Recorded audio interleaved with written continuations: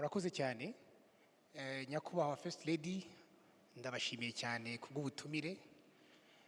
Reka ntangire mpumuriza cyane ababyeyi bacu mpere kuri message afandi Bingira yavuze ati se koko muzabireka koko bazi.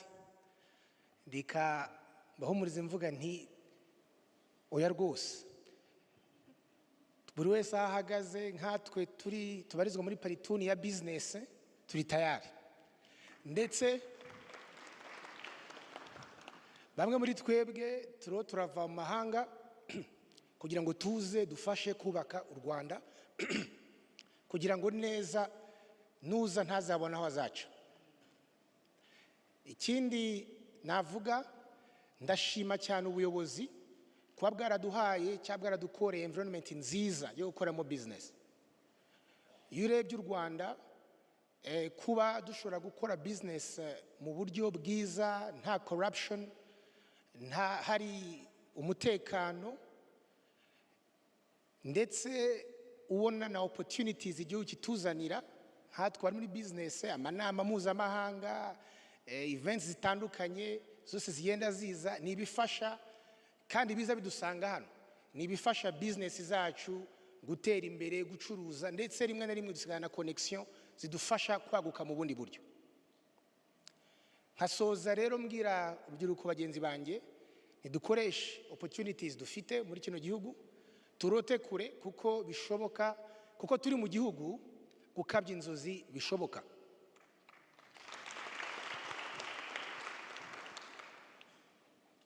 Yankunda kubwira barumuna banjye nti nuvuga ko ntacyo afite akora, hari internet, dufite opportunities nyinshi zo kwiga, zo kwihugura, hari amahugurwa menshi dufite, hari so many missed opportunities muri kino gihugu. Nimuhaguruke mushake internships, mwige, mwihugure, n'amahirwe azira uriho uranyeganyega. Murakoze cyane. Mpere kuri Jado Valerie ndetse na General Retired Fred Bingira, mwumvise urubyiruko uko rubasubije, ese murataha mutuje? Ari ikintu General mwakomeje muvuga muti tuzasaze neza dupfuye, ntidushaka ko mugiraho mujye, turashaka ko mubibona ibyo bababwiraga mukabibona biba. Ese niba hari icyo mushaka gusubiza urubyiruko, niba hari icyo mushaka kongeraho, ijambo rimwe mbere yuko tuva hano imbere muri ibi byicaro baduhaye. Murakoze cyane nyakubahwa First Lady. Ngira ngo urubyiruko rwacu ruraduha icyizere, kandi ntabwo bakiduha muri aya magambo gusa bakoresha. Nibwira ko umwanzi washatse gusenya iki gihugu mu bintu yatangiriyeho byose kugira ngo ashobore ko yasenya iki gihugu, yakoresheje urubyiruko cyane, ariko rwaramunaniye. Ariko ibyo biba bifite aho bishingira, nanone birashingira kuri bwa buyobozi, kuko umuyobozi buriya ni umubyeyi mu muryango. Ubu aba barwanya igihugu cyacu bagira batya, niba ari umwana cyangwa niba ari runaka avuga ibyiza by'igihugu cyacu akagira atya. Ejo bundi Jado yaratubwiraga ukuntu bamwataka bakamutuka, ugasanga arasa nk'aho agiye guhahamuka. Noneho ndamubwira, ariko Jado, ujye ukurikirana ibitutsi batuka fande, abo baduyi bose n'abandi bose, niba batinyuka bakamutuka, wowe Jado no mu mudugudu batazi, uragira ikihe kibazo cyo gutuka? Aho kuva Ibingira amenetse umutwe ngo barahanuka. None si niba batuka utuyobora twese, ndetse bamwe mu bamutuka buriya abatoya bari ahangana nibo tubwira, abakuru barabizi. Ubundi umwana utuka umubyeyi we aba igikenya. Niyo mutazi igikenya, umwana utuka umubyeyi we aba igikenya. Niba warabaye muri RPA, ukaba muri RPF, ukaba muri leta y'ubumwe, ugasohoka hanze ukagenda ugatangira gutuka fande, ugatuka iyi system, uri igikenya. N'abana bajye babimenya ko uwo muntu ari igikenya. Uri nera hamwe ugatukana kubera ko wasize wisha abantu ahangaha, byo birumvikana, kuko niwo muco wawe, niyo ngeso yawe. So icyo rero navuga agiye ku bana bacu, twabashimye, ariko n'ikijyana n'uburangare nacyo mukireke. kuba mu byishimo by'intsinzi ntabwo bikwiye kuba gutuma murangara mugakora ibidakorwa. Ubundi abenshi ba 94 na 5 na 6 ndetse n'abo muri 2 bageze igihe cyo gushakwa, ndetse hari n'abashaka. Kugira ngo rero uzashake umugeni urambagiza urugo, ukamenya uru rugo ni urwa runaka, ukarukuramo umugeni. Mwe kujya mudukoza isoni rero kugira ngo abazaza kurambagiza iwacu mu babyeyi banyu mudukoze isoni, kuko nasanga wanyoye bimwe by'indengarugero nta mugeni uzava iwanjye. Nasanga uri umwana w'umuhungu ushaka kujya gusaba umugeni kwa runaka, warakoze amabi yose, naho nzabona umugeni. Nimwirinda rero ibyo bibarangaza, kugusinda bila mupango, kugenda bila mupango. Mu gisirikare hari indirimbo twagiraga ngo iro jeshi vitendo vyao matembezi yao maongezi yao, ibikorwa bya gisirikare bibe byose. Kugenda kwacu buri abasivili iyo bagenda ashobora gushyiriraho kimwe amaguru n'amaboko byose. Noneho abasirikare ariko yagenda utangirana ukuguru kw'imoso kujyana no kukuboko kw'iburyo.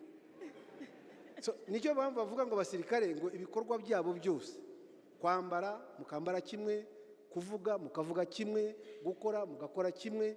Turifuza ko urubyiruko rwacu rukora nk'abo banyamwuga bameze batyo, rugakora rutyo. Ye nicyo nakwifuriza urubyiruko rwacu. Ikindi nabwira urubyiruko nuko ibi nk'uko twabivuze ntabwo byikora. Hano mbonye uvuga urubyiruko uvuga n'abakuru bavuge, nabonye dufite nabo mu matorero, mu madini n'amatorero. Mu kanya hari ikintu nibagiwe kuvuga. Iki gihugu abamama bakunda kuvuga bati turashimira leta y'ubumwe yaratuzamuye duteje imbere. Ariko buriya muzi ko za 90 ngira ngo kugera 94 idini rya bamwe mu bavandimwe b'abayisilamu bitwaga abaswahili, ntabwo bari abantu. Ariko ubu abaswahili bagiye ko ari abayisilamu, ko ari idini nk'irindi. Ibyo bintu ukuntu bikorwa n'umuntu bikora. Urubyiruko impamvu bingiye tuba tubivuga nuko ababikoze, ababiyoboye rwari urubyiruko. Twigeze muri 94 hano Rusizi, wari perefe ubu yabaye umuduyi nawe witwaga Rutihunza. Haza guverineri wa Kongo, n'uwari umukuru w'ingabo za icyo gihe yari Zaire, n'uwari umukuru w'ingabo za Zaire, nanjye nari brigade commander. Tugeze hariya guverineri wa Kongo yanga kuramutsa perefe wacu kubera ko yari umugabo mugufi, ari mutoya, undi yari yangana gatya. N'uwo w'ingabo niko yanganaga, mbonye arambwira ngo ndi umwana we mu Gifaransa, bansemura ibyo yavuze. Ariko ndamwereka, baza kuvuga intambara, haba umuntu waguye mu mazi, turabahamagara ngo baze batware umuntu wabo wari waguye mu mazi ku ruhande rwacu. Baraza badekarara intambara, bavuga ati tugiye kurwana. Wareba uwo koroneri n'ukuntu yanganaga n'iki, baravuga ngo ingabo zurira imisozi. Tubwira abasore bari aho ngaho nka 40 tuti mupanu uyu musozi abo bakongomani bagiye twari tuzi ko bagiye kutumara abantu 40 bagize batya ku musozi. Hagenda abakongomani na shebuja wabo kwangana byose birahomboka birirukanka. Ariko baradusuzuguraga, babona ko genda n'umwana, babona prefe ko ari akagabo wenda gatoya kagufi, mumbabarire gukoresha iryo jambo. Ariko icyavuyemo nuko twanesheje abo bakongomani uwo munsi, nta n'isasu risohotse, nta n'igikozwe, kandi turi abantu batoya. Nagira ngo rero ngiye mbwira urubyiruko rwacu ko rwose tubafitiye icyizere, ntabwo tubashidikanyaho ku byo mukora, ariko ni no gukomeza kubahwitura kuri ubwo burangare mugenda mugakora. Njya numva nyakubahwa First Lady ababwira kenshi n'imvugo ya nyakubahwa Minisita wa Health ngo munywerese, nta kiganiro avuga atavuze urubyiruko rwacu. None niyo mufite amahirwe, iyo umubyeyi w'igihugu ababwira kuki mutayakoresha. Ubwo ndabaza mwebwe urubyiruko ruri aha, ndabaza n'abakuru bari aha ngaha, kuki ibyo tutabikoresha. Ariko nagira ngo n'abamadini bari aha ngaha nabo idini rigiye kuba gusa kuduhamagara kuza, ndabona umukuru wa ADEPR kuduhamagara kuza hariya tugatanga amaturo, tugatanga icyacumi, tugatanga ngahe tukagenda, bivemo no kubaka ubwo bumwe. Erega n'aya maturo nimwubaka ibingibi security y'igihugu igakomera, n'aya maturo muzabona menshi, kuko uko security y'igihugu imera neza niko dukira, imifuka ikaremera, noneho cyacumi kiva ku muntu umeze neza nzatanga byinshi. Ngiye numva rero urubyiruko rwacu turufokasinga aho, mwe kurangara, mugaruke noneho mukomeze muduhe ya assurance twavugaga. Murakoze cyane.